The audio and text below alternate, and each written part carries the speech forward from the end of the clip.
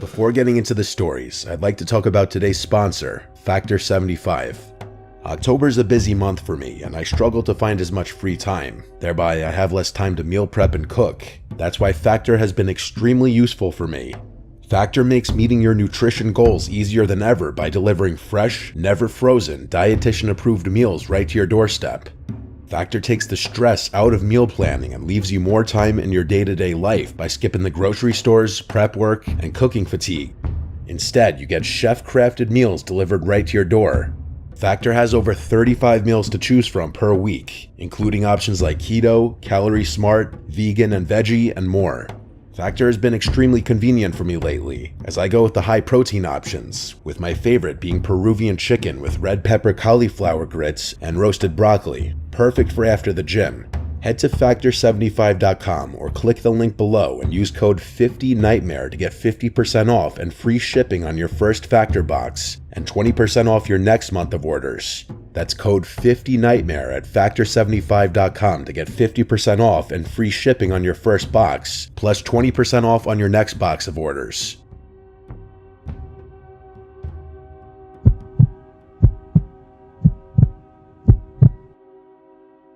Let me give you some context so the story I'm about to tell you is more understandable. Our cat Cosmo has always slept in the basement. Every night since I was a little kid, our parents would scoop him up from wherever he was lounging and stick him in the basement. They detested all the cat hair he'd leave behind on their bed, which I guess was understandable. He was also an outdoor cat, so if one of us forgot to put him in the basement at night, he'd wake my parents up at 3 a.m. screaming to be let out. The basement's huge, the biggest room in our house, so I figured he liked having all that space. A little over 2 weeks ago, as I'm writing this, he started acting weird. There's a little landing at the top of the basement stairs just behind the door. That's where we'd usually put him. After a few minutes, he'd walk down the stairs and sleep on whatever piece of furniture he pleased. One night, I placed him delicately on the landing and gently shut the door, something I'd done a million times. As I was filling my water glass in the kitchen though, I heard him meowing from behind the door. That was odd. He usually trotted down the stairs immediately. I finished filling my glass and walked over to the door, wondering if someone had maybe forgotten to fill his dish. I opened the door, and he darted out into the living room as if he were chasing something. I checked the dish, and it was completely full. Weird, I thought, turning to go find him. I put him back on the landing step, closed the door, and that was that. The next 2 nights were essentially the same. I'd put him on the landing, close the door, and start getting ready for bed. After a few minutes, I'd hear him repeatedly meowing. I'd go over to the door and it was always the same thing. He'd just linger at the top of the stairs, refusing to go down. I worried that maybe he was just getting old, but that was a thought I didn't want to confront just yet. It killed me to do it, but I just ignored him, knowing he'd walk down the stairs eventually. The day after that, he refused to enter the house at all. Usually when he wanted to come in, he'd just hang out at our front steps or by the back door until one of us saw him through the glass and let him inside. At one point, I noticed him curled up on our doormat. I went to let him in, but he didn't move. I went out and petted him a little before going back inside. A few hours later, I walked by the door again and saw that he still hadn't moved. It was getting late, so I picked him up and carried him inside, which he wasn't too happy about. I knew he didn't want to go to sleep downstairs, so I let him sleep in my room that night. It wasn't a big deal, and he seemed a lot calmer that way. Of course, that solution didn't last. For the next few days, my dad kept complaining that someone was leaving the basement door open. He was mad because it was letting all the cool air escape downstairs. Air conditioning wasn't free, which was something he loved reminding us. I assumed it was my sister. She's always been the type to leave doors and drawers open without thinking. I didn't really pay it that much thought. I was just happy that Cosmo seemed to have mellowed out after being allowed to sleep in my room. One night, I woke up randomly in the middle of the night. In my groggy, half-awake state, I glanced over to the door and saw something weird. There was a silhouette standing in my bedroom doorway. It was just standing there, perfectly still. I could tell it was a person because I could see their outline in the faint glow of the lamp we'd leave on in the den. I figured it had to be my sister, so I called out to her, but the figure moved away without a word. I was too tired to figure out what she wanted, so I just went back to sleep. A couple of days later, we discovered what had been keeping Cosmo away from the basement. A flea infestation. The whole place was crawling with them. It was disgusting. We assumed the fleas were the reason Cosmo had refused to go down there, which made sense, but it was strange how they came out of nowhere. We'd never had a flea problem before, and Cosmo always wore a flea collar. My dad yelled at my mom for not changing out his collar, even though she swore she had. My dad went all out, tearing through every corner of the basement to clean it thoroughly. We vacuumed the carpets, sprayed the entire room, and washed everything down with flea-killing solutions. He told us to stay out of the basement for the next few days so that any stragglers would die off without a host. It seemed like a good plan, and I figured that'd be the end of it. But then, a few nights later, another strange thing happened. I was lying in bed when I noticed light seeping in under my door, flickering on and off like someone was playing with the hallway switch. I told myself it was probably just my dad getting up to use the bathroom or something. But the flickering continued, going on for longer than seemed normal. It was starting to freak me out, but I couldn't bring myself to check it out. I lay there, heart pounding, staring at the bottom of the door, hoping it would stop. Eventually, it did. I forced myself to fall asleep after that, but I've never felt more uneasy in my life. A few more days passed without incident. My dad said the basement was probably clear, which was great because I had been missing playing video games down there. After getting home from school, I went down to the basement. As soon as I got down the stairs, though, I noticed something was wrong. There were still fleas down there, a decent amount of them. It didn't make any sense. After all the cleaning, they should have been long gone. I went back upstairs to call my dad at work, but he just said to give it time. He insisted that any fleas left would die soon enough. I couldn't shake the feeling that there was something else going on, though. It wasn't normal for fleas to keep thriving like that after everything we'd done. So the next day after school, I decided to investigate a bit further. I went down to the back of the basement and into the storage room where we kept some old boxes and tools, figuring maybe a rodent had gotten in and died somewhere. I opened the door and instantly knew I was right. The smell hit me almost immediately.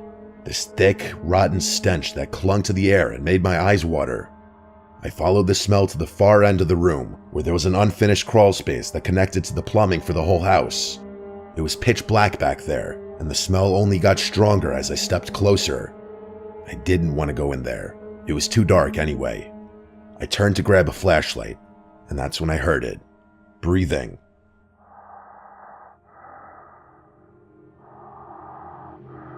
It was faint at first, but steady, like someone was hiding in there. I froze. I felt a pit forming in my stomach. The breathing got louder, as if whoever or whatever it was coming closer. I backed away. Before I could react, I saw a figure lunge toward the end of the crawl space, moving fast. A hand reached out for me, but I jumped away before it could grab me. I didn't stay to get a better look. I ran upstairs as fast as I could, slammed the basement door shut, and called the police. When they arrived, they searched the house, but there was no sign of anyone. They found some empty chip bags and food wrappers stashed in the crawl space, but that was it. Whoever had been down there had escaped through the storm door at the back of the basement. The officer said it was probably a homeless person who'd snuck in looking for shelter, but I couldn't help but wonder how long they'd been living there and how much they'd seen. My parents were twice as shocked as I was. We've kept the basement door locked ever since, and Cosmo still won't go anywhere near that door.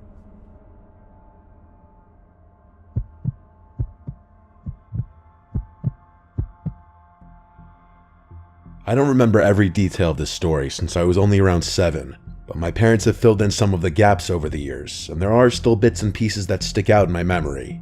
So here goes. I'm an only child. Yeah, it kind of sucked growing up by myself, but one of the pros meant that my parents were a lot more involved in my life. They'd really go out of their way to make sure I was thriving, and I look back appreciatively on that. Every year around Halloween, my parents would transform our basement into a haunted house. It wasn't anything fancy, just some old decorations, fake spiderwebs, strobe lights, and a lot of enthusiasm. The whole thing was for a good cause. You had to donate canned food to get in, and my parents would give everything we collected to the local food bank.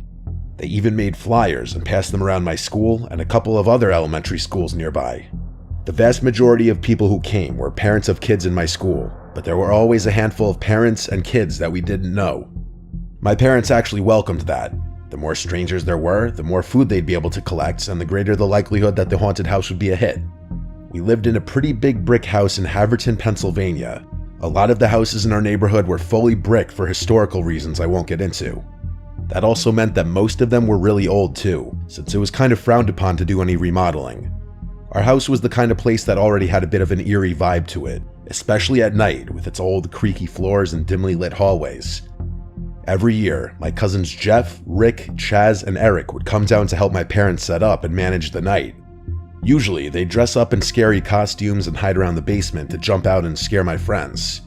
That year, they decided to go all out and wore matching anonymous masks. You know, those kind of creepy white masks with the blank expressions.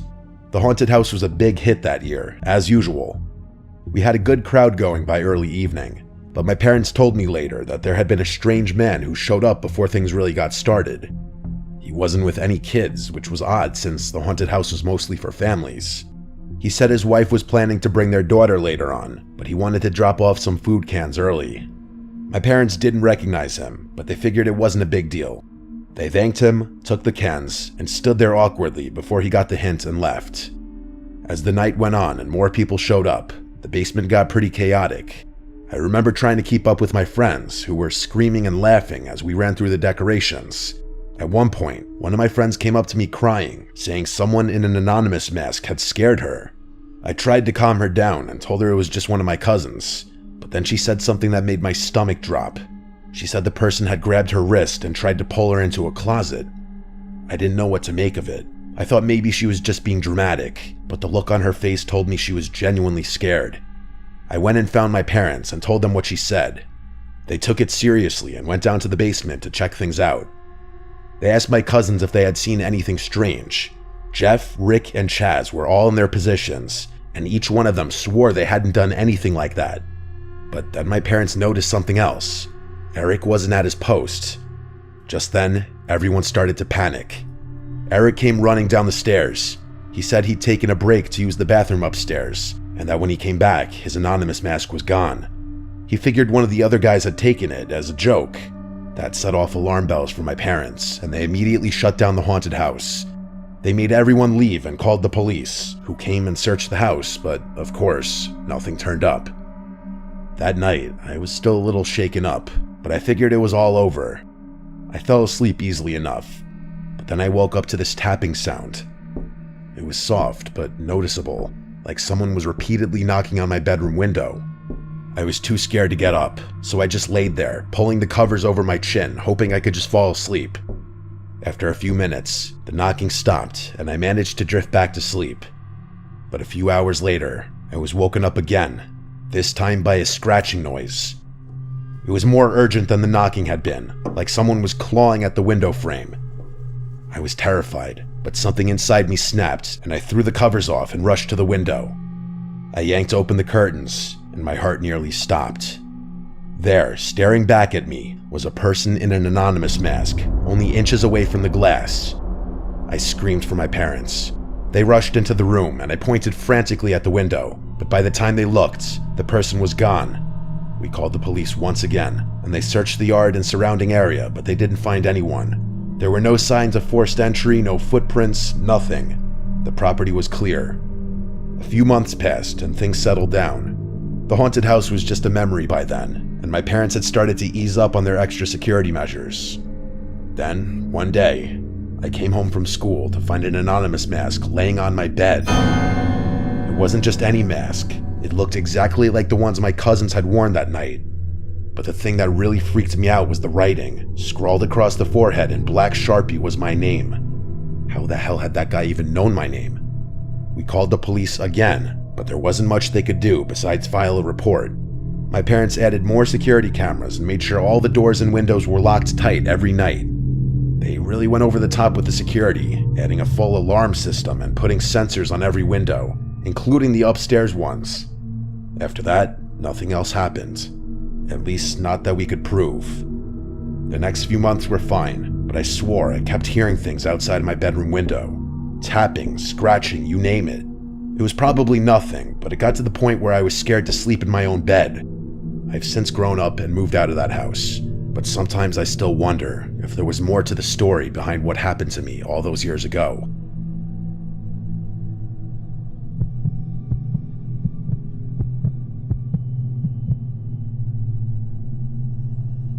I recently got a job at a Mexican joint in a neighboring town. The area was a bit sketchy, but it wasn't anything I couldn't handle. I was also pretty desperate for money, so it's not like I really had a choice. Plus, I figured working nights wouldn't be so bad, since I'd have most of the day to myself.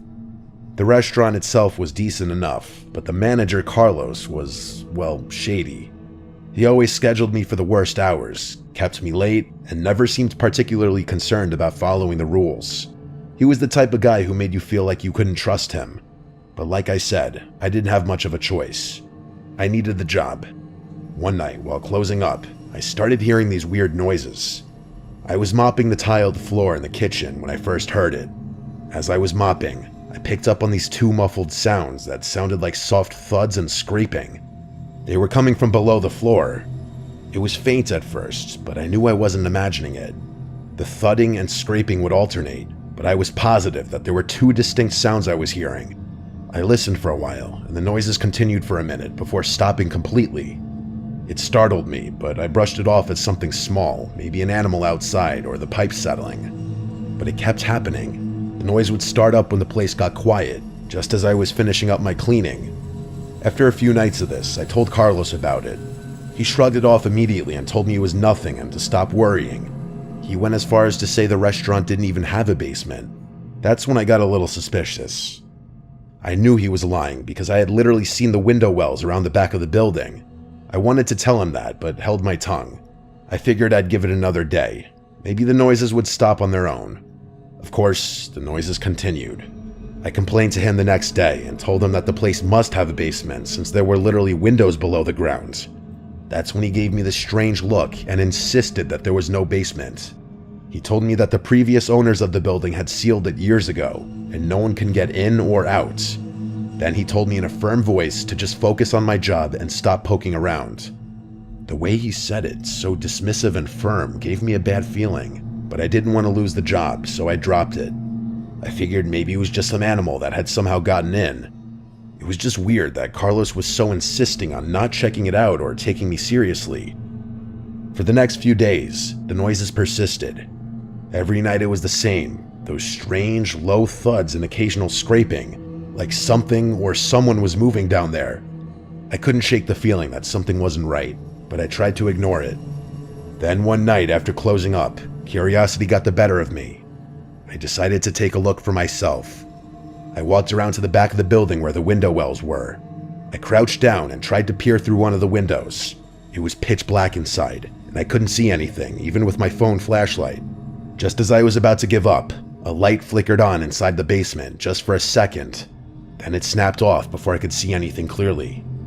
I froze, my heart racing, unsure of what I had just seen.